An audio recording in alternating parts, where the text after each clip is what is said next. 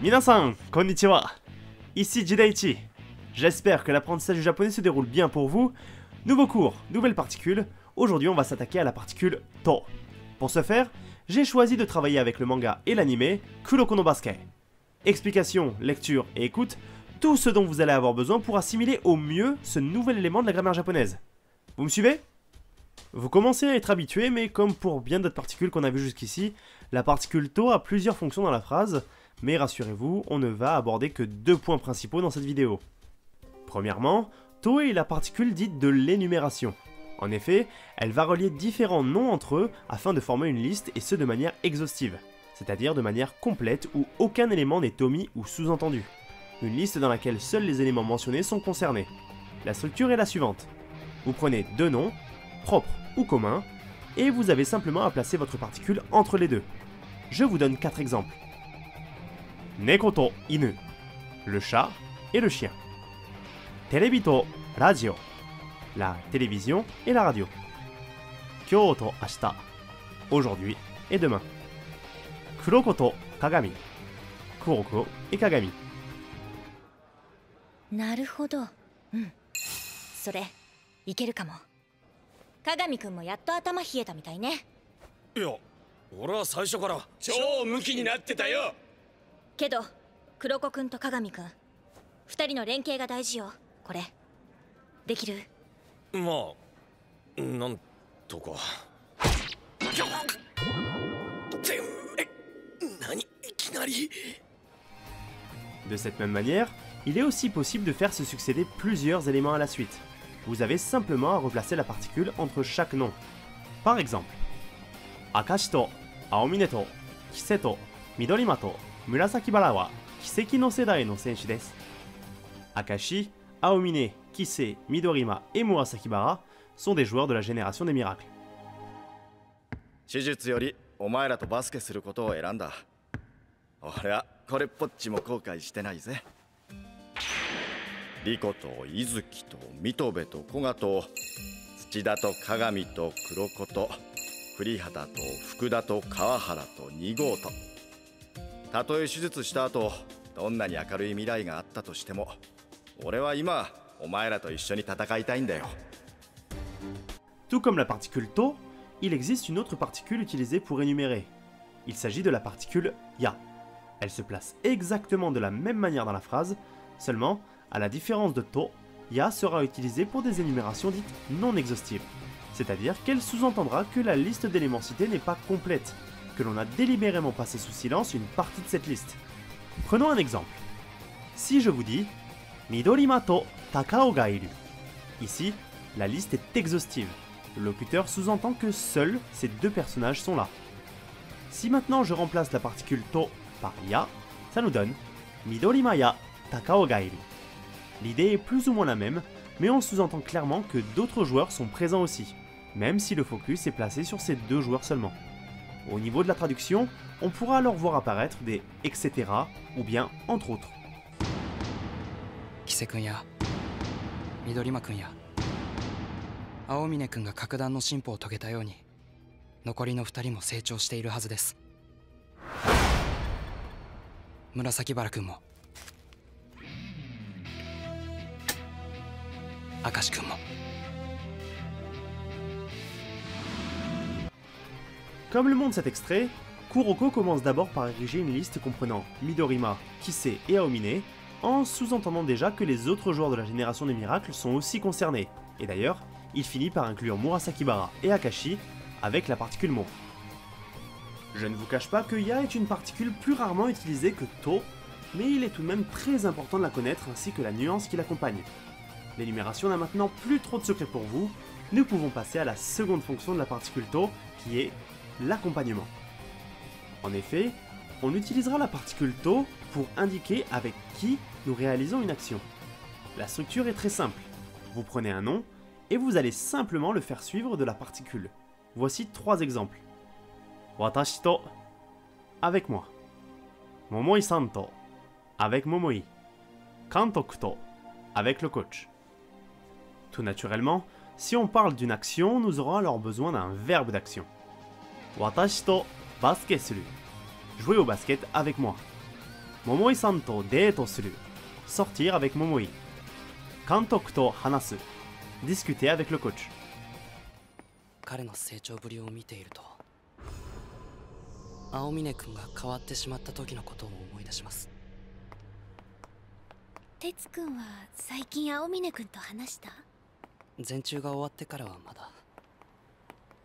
Faites attention, selon le nom et surtout le verbe d'action que vous utiliserez, il pourra y avoir des ambiguïtés de compréhension et donc aussi de traduction. Prenons l'exemple suivant. Kuroko wa kagami to tatakau. Le verbe tatakau signifie combattre, se battre. La particule to indique donc que les deux parties combattent. Néanmoins, la phrase en elle-même ne nous indique aucunement si les deux personnages combattent ensemble contre quelqu'un d'autre, ou bien s'ils combattent l'un contre l'autre. Naturellement, dans la plupart des cas, c'est le contexte qui nous apportera la réponse. Nous savons pertinemment que Kuroko et Kagami font partie de la même team. Il est donc plus probable qu'ils affrontent une autre équipe. まさか本当のゾーンとは。そうさ、俺だけで戦うんじゃない。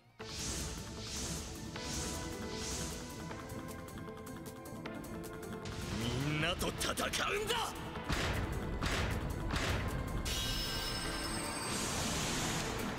Pour ne laisser aucune place au doute, il existe deux structures avec la particule to qui permettent de renforcer l'idée de réaliser une action ensemble, main dans la main. Il s'agit de non to ishoni et non to tomoni. Si nous l'ajoutons à l'exemple précédemment donné, ça nous donnera Kuroko wa kagami to ishoni tatakau. Sous cette configuration, l'ambiguïté a totalement disparu. Nous sommes alors certains que nos deux protagonistes se battent main dans la main. Mais vous n'aurez pas toujours ces indications pour vous guider, donc prêtez bien attention au contexte. 鏡がシーンのゾーンに入ったところで楽山の勝利は揺るがない。最後まで諦めません。みんなと一緒に全力で戦います。ああ、俺たちのバスケを見せてやろうぜ、黒子。はい、鏡くん。 Bien, je crois qu'on a fait le tour. Il est temps de passer à la pratique. Regardons ensemble quelques planches. Deux équipes font leur entrée sur le terrain. Oh, Detekita, Seirin to Toho Gakuen. Ici, c'est très exactement la structure que l'on a vue en début de vidéo. Face à la domination d'Aomine face à Seirin, Midorima s'apprête à expliquer quelle est la véritable qualité de l'as de la génération des miracles. Aomine no kowasa wa speedo ya skill dake de wa nai. Le plus inquiétant chez Aomine, ce n'est pas sa vitesse ou sa technique. Ici, Midorima utilise la particule ya pour énumérer ses qualités, et donc il sous-entend qu'il en a bien d'autres, mais que sa technique et sa vitesse sont probablement ceux qui apparaissent le plus chez lui. Kagami s'élance pour marquer face à Akashi. Kachite Kuroko to Minna-to. Kachite est une version informelle de Kachitai, qui signifie « je veux gagner ». Il enchaîne ensuite avec Kuroko to et Minna-to. Ici, vous le remarquez, la structure est inversée. De manière standard, nous dirons plutôt Kuroko to Minna-to Kachitai. Ici, le verbe a simplement été exprimé avant pour mettre en valeur le souhait de Kagami de vaincre l'équipe adverse, pour ensuite ajouter qu'il veut partager sa victoire avec Kuroko et finalement avec toute l'équipe. Voilà qui conclut l'échauffement. Nous allons à présent passer à l'étude d'extraits d'animé. Vous allez avoir 10 extraits, reprenant les différents points que l'on a abordés dans cette vidéo. Encore une fois, tendez bien l'oreille car les phrases peuvent être longues et les personnages peuvent parler relativement vite. On se retrouve juste après pour tirer tout cela au clair. C'est parti.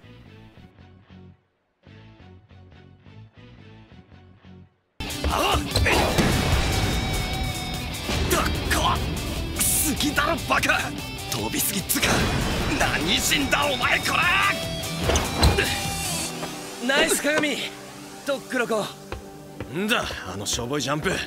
取れねえなら飛ぶな。取れました。嘘つけ。マッチもイラついてるじゃないですか。どんな形だろうと部の方針ならそれに従うまで。俺が気に食わんのは今の青峰と紫原だ。理由はどうあれ練習に来なくていいと言われて来ないような神経は理解に苦しむのだよ。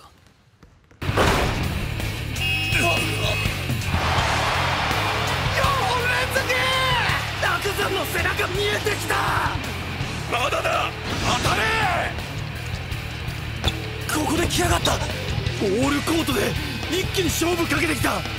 しかも明石には緑間と高尾のダブルチーム。このプレッシャーは。黒子くん、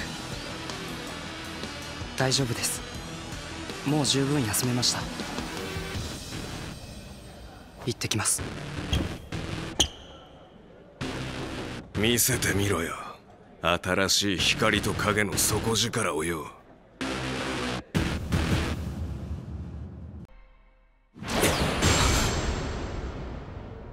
バカな、一体な。目を。確かに鏡くんを見なければ反応が遅れることはないけど。ありえねえ。黒子の呼吸やリズムを感じて動いたってのか。そもそもらしくねえっすよ。勝つことが全てだったじゃん。なんでもっと強いとこ行かないんすか。あの時から考えが変わったんです。何より鏡くんと約束しました。君たちを、奇跡の世代を倒すと。やっぱらしくねえっすよ、そんな冗談言うなんて。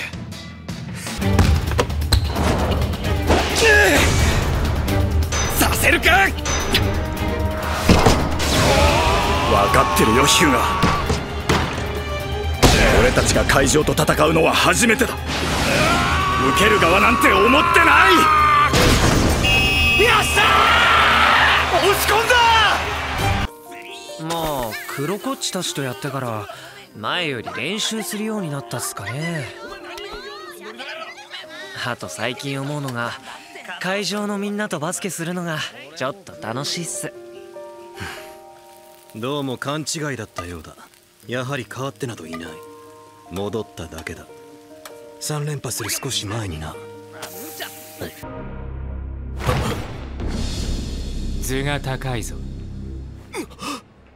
力じゃねえ。今こいつ何を。鏡くん、哲也も僕とやるつもりなら覚悟しておくことだ。お前の力を見出したのは僕だ。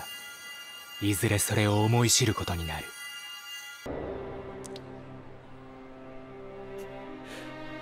嫌だ。勝ちたい。黒子。僕は勝ちたい。無理でも不可能でもみんなと日本一になりたい。Bien, vous vous êtes concentrés et je suis certain que vous avez réussi à déceler quelques phrases. Pour toutes celles qui sont restées vagues à vos oreilles, je vous propose de passer en revue chaque extrait. 好きだろバカ。飛びすぎっつか。何人だお前これ。ナイス鏡と黒子。んだあのしょぼいジャンプ。取れねえなら飛ぶな。取れました。嘘つけ。Nice, Kagami! To Kuroko. Structure strictement respectée, vous remarquerez le petit laps de temps que Izuki met avant d'inclure Kuroko dans l'exploit de Kagami. マッチもイラついてるじゃないですか。どんな形だろうと部の方針ならそれに従うまで。俺が気に食わんのは今の青峰と紫原だ。理由はどうあれ練習に来なくていいと言われて来ないような神経は理解に苦しむのだよ。俺が気に食わんのは今の青峰と紫原だ。Même structure mais cette fois-ci insérée dans une phrase plus complexe. En français ça nous donnera ceux que je ne peux pas me voir en ce moment, ceux que je ne peux pas supporter, ce sont Aomine et Murasakibara.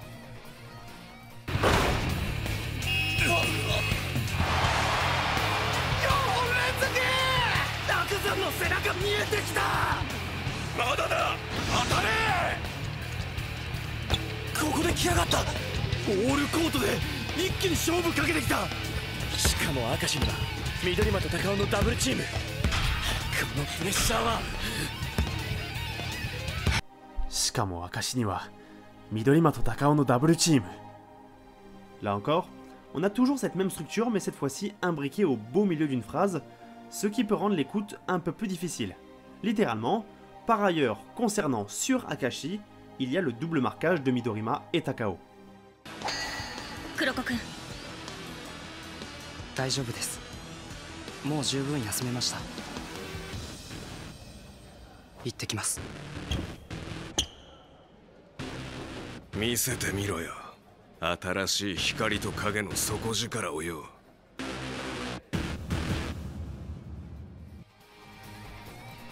見せてみろよ、新しい光と影の底力をよ。Là encore, quand on ne connaît pas le vocabulaire et que la structure est fondue dans la phrase, il est assez difficile pour un novice de déceler la particule. Hikari to Kage, respectivement, c'est une référence à Kagami et Kuroko, la lumière et l'ombre.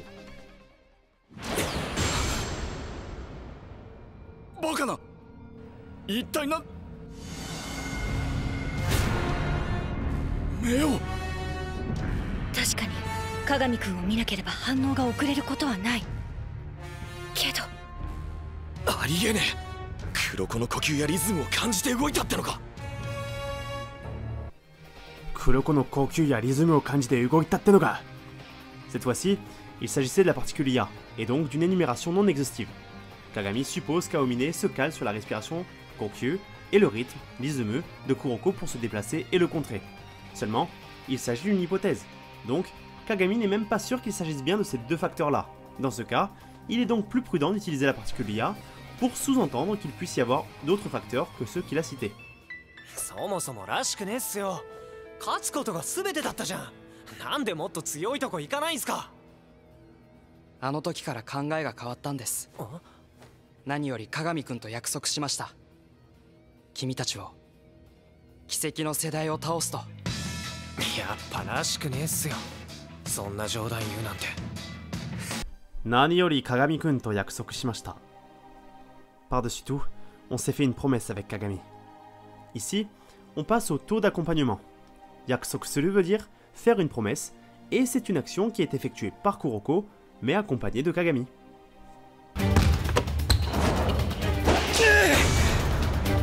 させるか。分かってるよヒューガ。俺たちが海上と戦うのは初めてだ。受ける側なんて思ってない。よっしゃー、押し込んだ。俺たちは海上と戦うのは初めてだ。C'est la première fois que nous affrontons Kaijo. Comme je l'ai expliqué lors du cours, nous aurions pu avoir une ambiguïté par rapport au verbe tatakao. Est-ce que nous nous battons avec Kaijo, c'est-à-dire côte à côte, main dans la main, ou bien contre eux en tant qu'adversaire? La réponse, ici, elle réside dans le contexte. Kaijo est bien l'équipe adverse contre laquelle Seirin se bat. Il est donc improbable de faire le contresens. まあ黒こっちたちとやってから前より練習するようになったっすかね。あと最近思うのが、会場のみんなとバスケするのがちょっと楽しいっす。どうも勘違いだったようだ。やはり変わってなどいない。戻っただけだ。3連覇する少し前にな。会場のみんなとバスケするのがちょっと楽しいっす。Ici, à l'inverse, le verbe basket-se-le peut aussi poser une ambiguïté, car quand on joue au basket, on peut autant jouer avec que contre quelqu'un, mais le contexte va encore nous sauver car on sait pertinemment que Kisei fait partie de l'équipe de Kaijo, et donc il est très peu probable qu'il puisse jouer contre sa propre équipe, si ce n'est peut-être à l'entraînement. 図が高いぞ。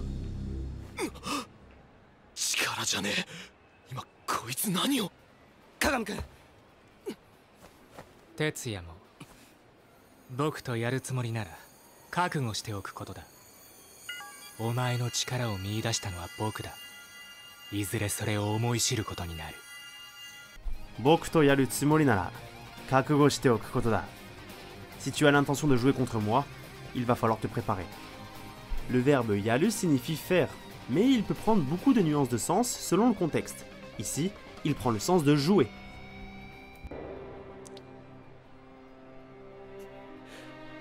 嫌だ、勝ちたい。黒子、僕は勝ちたい。無理でも不可能でもみんなと日本一になりたい。みんなと日本一になりたい。Je veux devenir le numéro 1 du Japon avec vous tous.